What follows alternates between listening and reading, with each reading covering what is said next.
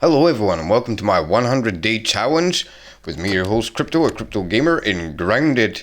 And we're going to see how far we can get within 100 days of playing the game.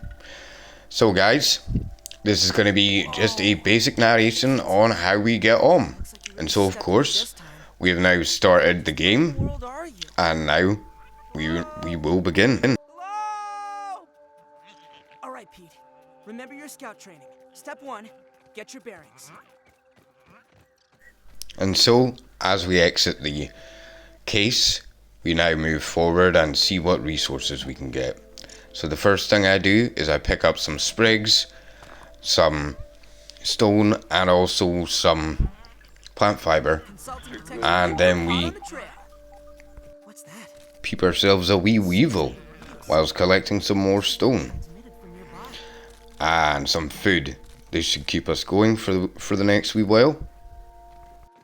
After collecting some more bits like sap and more rock and a few other small items, we then slowly made our way towards the field station, which you can see here with our little exclamation point.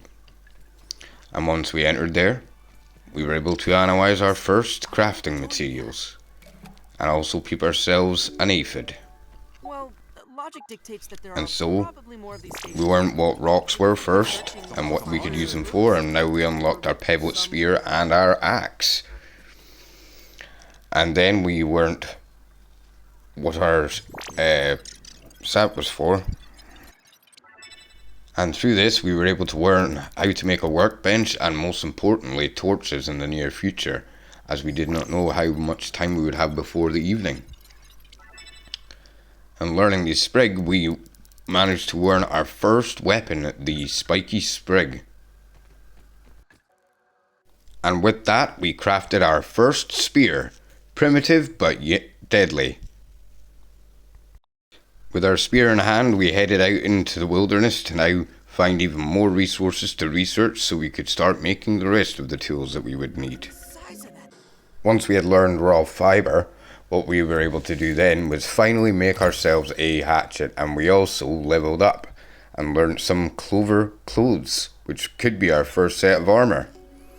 And so with that, we now crafted ourselves a brand new pebblet axe, and we were now ready to start harvesting planks everywhere. And thus we started with our dried grass, and then after that we also realized we could chop down clovers as well. And so we went and did that, and then we got ready to take them also to the analyzer to hopefully learn some new crafting recipes.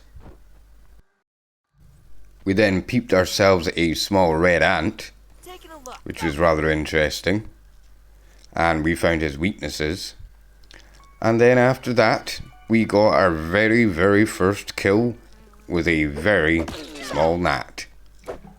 And these will be very important later to take on as well. And so now, as the day was starting to get on, it was time for us to start learning how to build ourselves a shelter, as the day would draw soon to a close and we would have to have somewhere to hide.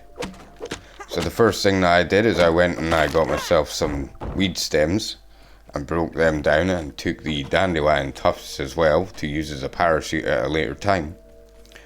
And then from there I made my way back to the field research station, where we could then analyze these wood stems and learn how to build some weed walls and doors and roofs. And so here we went.